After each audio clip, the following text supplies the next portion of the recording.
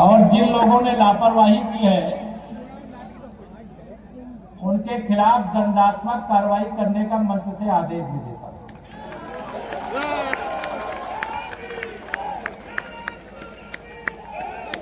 ये ग्राम चौपाल है।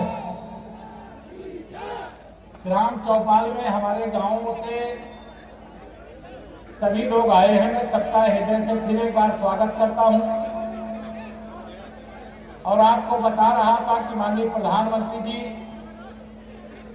2014 में जब आप सबके आशीर्वाद से देश की बागडोर संभाले थे, उस समय देश भ्रष्टाचार के दलदल में डूबा हुआ था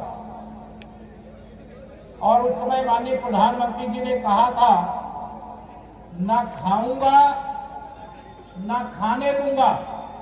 और जिन्होंने मेरे देश को, मेरे देश के गरीबों को, मेरे देश के किसानों को, मेरे देश के भविष्य को लूट करके खाया है, उसकी जांच कराऊंगा और पाई पाई वसूल करके देश की भलाई में फिर से लगाने का काम करूंगा।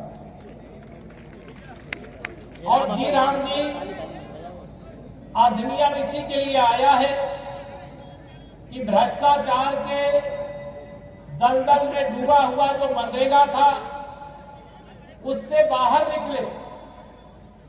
जैसे स्मार्ट सिटी बन रही है वैसे स्मार्ट गांव बने। गांव के अंदर बहुत से गांव ऐसे हैं। मेरे पास बहुत सारे लोग आवेदन देते हैं कि हमारी 100 मीटर 200 मीटर सड़क है, हमारे मोहल्ले की नाली है, उसको बनवा दो। बरसात के समय बाढ़ आती है, भर जाता है पानी, उसको निकलने की व्यवस्था करा दो। तो मैं आपको बताना चाहता हूं कि जी राम जी अधिनियम के माध्यम से अब गांव में जल का संरक्षण का प्रबंध भी होगा, जल के निकासी की भी व्यवस्था होगी और आज की गलियां भी जैसे शहर आगरा चमक रहा है वैसे गांव की गलियां भी चमचमाएंगी। यह मैं आपको बताना चाहता हूं। यह जो योजना है विकसित भारत बने, विकसित उत्तर प्रदेश बने और विकसित अगर गांव ना बने तो क्या विकास पूरा माना जाएगा क्या? इसीलिए माननीय प्रधानमंत्री जी ने कहा विकसित भारत बने, विकसित उत्तर प्रदेश बने और विकसित हर गांव बने और हर गांव के अंदर रोजगार के अवसर हो। 3 करोड़ उत्तर प्रदेश के अंदर जो हमारी मातृशक्ति है, जिन्हें हम समूह की दीदी कहकर के पुकारते हैं, अभी तक इसमें 1 करोड़ दीदियां हैं। इनकी संख्या बढ़ा करके यूपी में अकेले 3 करोड़ करने का मैं यहां ऐलान कर रहा हूं। यह हमारी सरकार का फैसला है। अब उन 3 करोड़ में से 1 करोड़ दीदियों को अभी यहां जो सर्टिफिकेट दे रहे थे उसमें लखपति दीदी का सम्मान पत्र दे रहे थे। आने वाले समय में हर गांव के अंदर 10 परिवार में 10 लखपति दीदी हो, 20 लखपति दीदी हो और गांव के जो पुरुष है बहुत अच्छा काम करते होंगे, लेकिन आज ये समूह की दीदियों के कारण से उस परिवार के पुरुषों की भी पहचान होती है। कौन है वो? बीसी सखी जो दीदी है, उनके भाई हैं, उनके पिता हैं, उनके परिवार के सदस्य हैं, इस रूप में पहचान बनती है। आज यहाँ पे ये जो ग्राम चौपाल है, ग्राम चौपाल का मतलब अगर यहाँ पर आप कोई आए हैं, किसी को वृद्धावस्था पेंशन नहीं बनी है, अब पेंशन बनवाना है, आप चक्कर काट रहे हो, समाधान नहीं हो रहा है, यहाँ पर स्टॉल लगवाया है, यही फार्म भरिए, यही फार्म भर के जाइए, आपकी पेंशन स्वीकृत होगी और आपके खाते में पहुंचना शुरू हो जाएगा। इसके लिए ग्राम चौपाल होती है। जिनके पास रहने का घर नहीं है उनके लिए प्रधानमंत्री आवास योजना के 4 करोड़ आवास पहले दिए गए हैं, 3 करोड़ और देने हैं। लेकिन अगर कोई हमारी विधवा माता बहन है, कोई हमारे दिव्यांग भाई बहन है और उनके पास रहने का घर नहीं है तो मैं यहीं पर खड़े खड़े आपको मुख्यमंत्री आवास योजना से आपको आवास दे करके जा सकता हूं। अगर अभी आप नहीं दे सकते तो आप फार्म भर के जाइएगा, अन्यथा आप अपने गांव में बताइएगा। अब कोई लीकेज जी राम जी का मतलब है सभी तरफ पारदर्शिता हो, सभी तरफ से भ्रष्टाचार का सफाया हो, सभी के जीवन में खुशहाली लाने के लिए अगर देश के बड़े बड़े जो उद्योगपति हैं वह टैक्स देते हैं, तो आप सब जो गरीब परिवार है, किसान परिवार है, वह भी टैक्स देता। अगर कोई सामान आप खरीदते तो उसमें टैक्स आपका जाता है, तो वह टैक्स इकट्ठा होता है। सरकार योजना बना करके आपके जीवन को खुशहाल बनाने के लिए खर्चा करने का काम करती है। मैं आप सब लोगों को, आज चूंकि यह सती माता मंदिर परिसर मेरे लिए बहुत ही श्रद्धा का केंद्र है। मैं जब भी यहां आया हूं 2017 विधानसभा चुनाव में, तब भी आपने सारी सीटें आगरा की मुझे जीत करके देने का काम किया और उत्तर प्रदेश में हम 325 सीटें जीते थे। 2019 के लोकसभा चुनाव में आया, सपा बसपा का गठबंधन था, तब भी आपने आगरा और फतेहपुर सीकरी हमें जिता करके देने का काम, और यूपी में मैं 64 लोकसभा सीटें जीत करके माननीय प्रधानमंत्री जी के नेतृत्व में दूसरी बार सरकार बनाने का काम। तीसरी बार विपक्ष ने बहुत बड़ा झूठ बोला, जनता को गुमराह किया कि अगर माननीय मोदी जी के नेतृत्व में भारतीय जनता पार्टी 400 सीटें जीत जाएगी तो संविधान खत्म करेगी। हम संविधान को खत्म करने का अपराध करने वालों को सजा देने वाले हैं। हमारी पार्टी संविधान की पुजारी है। बाबा साहब डॉक्टर भीमराव अंबेडकर को भारत रत्न भाजपा के समर्थन से जब सरकार थी तब देने का काम किया गया। बाबा साहब के पंचतीर्थ का निर्माण भारतीय जनता पार्टी की डबल इंजन सरकारों ने करने का काम किया। बाबा साहब के संविधान को हम माथे लगाते हैं और बाबा साहब के संविधान को मजबूत कर सकते हैं, कभी कमजोर नहीं कर सकते। बाबा साहब के संविधान को कमजोर करने का मतलब है देश को कमजोर करना, गरीबों को कमजोर करना, पिछड़े वर्ग के लोगों को कमजोर करना, अनुसूचित वर्ग के लोगों को कमजोर करना, वंचित वर्ग के लोगों को कमजोर करना। यह हमारी पार्टी का न संस्कार है न इतिहास है। मैं आप सब लोगों के सामने जो विपक्ष की चालबाजी 2024 के लोकसभा चुनाव में थी, जीत तो हुई हमारी, हमारा अंतर घटा। उत्तर प्रदेश में हम 73 और 64 लोकसभा सीटें जीतते थे, लेकिन वह सीटों की संख्या घटी। लेकिन ये सपा और कांग्रेस के गठबंधन अहंकार के आकाश में चले गए। जनता को समझने में देर नहीं लगी। जैसे लोकसभा चुनाव संपन्न हुआ, उस चुनाव के बाद हरियाणा विधानसभा का चुनाव हुआ। मेरे भाई बहनों, हरियाणा विधानसभा चुनाव में भारतीय जनता पार्टी को ऐतिहासिक विजय मिली और श्री नायक सिंह सैनी जी के नेतृत्व में वहां भारतीय जनता पार्टी की सरकार बनी। वो आप सबके आशीर्वाद, सती मैया के आशीर्वाद के प्रताप से। उसके बाद महाराष्ट्र का विधानसभा चुनाव हुआ। महाराष्ट्र इतिहास की सबसे बड़ी विजय हमारी पार्टी के गठबंधन को मिली। श्री देवेंद्र फडणवीस जी वहां मुख्यमंत्री बने। उसके बाद दिल्ली प्रदेश का चुनाव हुआ, वहां श्रीमती रेखा गुप्ता जी के नेतृत्व में आज हमारी सरकार चल रही है। अभी बिहार विधानसभा का चुनाव हुआ, पूरे विपक्ष का सुपड़ा साफ हो गया है। अभी पश्चिम बंगाल में चुनाव होने जा रहा है। मुझे पूरा विश्वास है जो हस्त्र विपक्ष का हरियाणा, महाराष्ट्र, दिल्ली और बिहार में हुआ है, वही हस्त्र टीएमसी का पश्चिम बंगाल में होने जा रहा है। 2027 में उत्तर प्रदेश का विधानसभा चुनाव होने वाला है। मुझे तो आप सब पर और सती मैया के आशीर्वाद पर भरोसा है। उत्तर प्रदेश में 2017 से बड़ी विजय 2027 में आप सबके आशीर्वाद से मिलेगी। मिलेगी कि नहीं बताओ जरा, दोनों हाथ रख बताओ मेरा, मिलेगी कि नहीं मिलेगी? सबका समर्थन और आशीर्वाद है।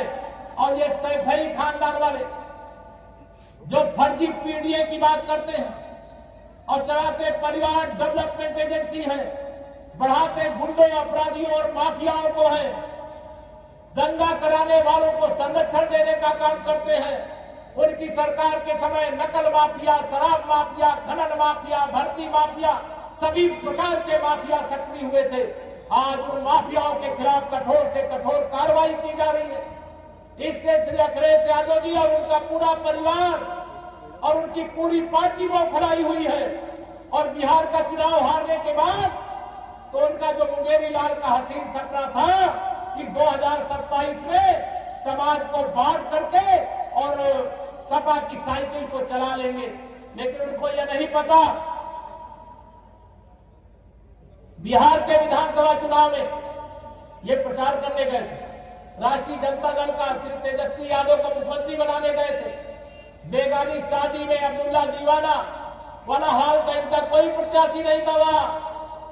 मैंने पूछा, एक दिन भेंट हो गई एयरपोर्ट में, हमसे कहीं मिठाई कब खिलाओगे? मैंने कहा आपको 14 तारीख को बिहार का रिजल्ट आने दो, आपको मिठाई नहीं रसगुल्ला खिलाएंगे।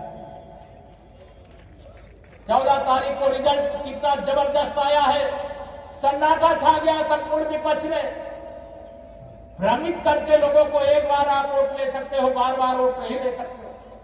मोदी जी इस देश का भरोसा है, मोदी जी इस देश का विश्वास है, मोदी जी गरीब कल्याण के लिए समर्पित है, मोदी जी महिला सशक्तिकरण के लिए बड़ी से बड़ी लड़ाई लड़ी और नारी शक्ति बंधन अधिनियम 2023 यह कानून भारत के नए संसद भवन में पास करके आने वाले 2029 से महिलाओं को 33% आरक्षण लोकसभा विधानसभा में देने का कानून बन चुका है। मेरी माताओं बहनों, आज देश आगे बढ़ रहा है, विपक्षियों को स्वीकार नहीं हो रहा है।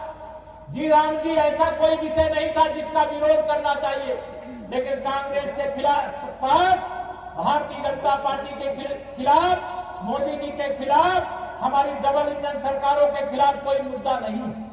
मुद्दा विहीन लोग हैं।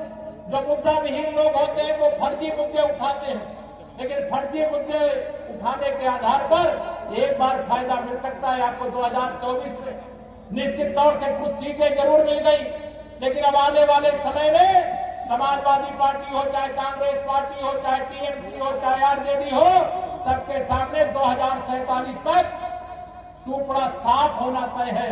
मैं आप सब लोगों से आज यहाँ पर कहने के लिए आया हूँ। आज जी राम जी जो नया कानून बना है, इस कानून को लेकर के भी ये जो भ्रम फैलावे, जब पहले 100 दिन साल भर में काम मिलता था तब मेरे मजदूर भाइयों को कोई परेशानी नहीं थी। अब मोदी जी ने 125 दिन काम देने का फैसला कर दिया। अब मेरे मजदूर भाई क्या नाराज होंगे क्या? ये तो उनके लिए खुशी का विषय है। पहले एक गांव का विकास होता था, दूसरा गांव विकास से अछूता रहता था। अब सभी गांवों का विकास होगा, तो इससे सब लोग खुश होंगे कि नाराज होंगे? पहले शहर ही चमचमाते थे, अब गांव भी चमचमाएगा। कौन सा गलत काम कर रहे?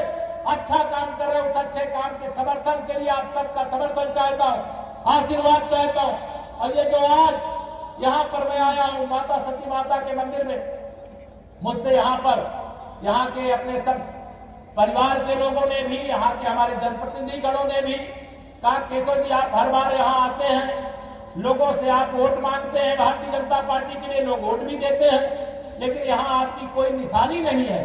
मैंने कहा एक मैं शुरुआत कर देता हूँ, लेकिन यह 25 लाख रुपया तो बहुत छोटी बात है। आने वाले समय में यहाँ 25 करोड़ रुपया भी खर्चा करके यहाँ का विकास करने का काम करेंगे।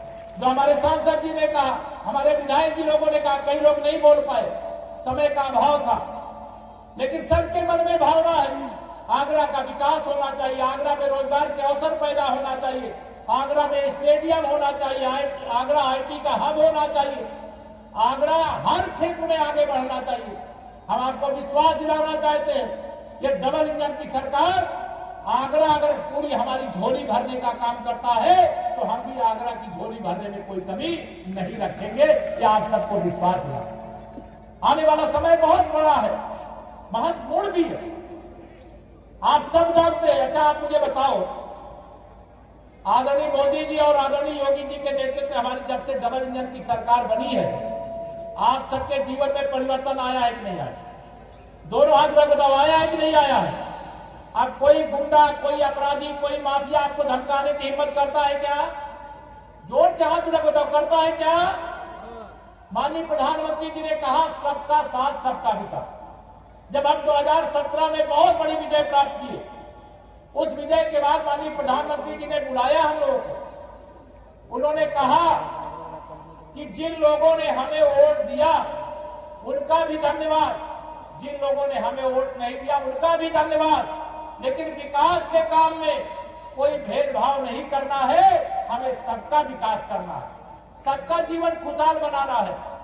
और इसलिए प्रधानमंत्री गरीब कल्याण अन्न योजना का जो बात क्यों कर रहे हो, क्यों हल्ला कर रहे हो? शांति रखो।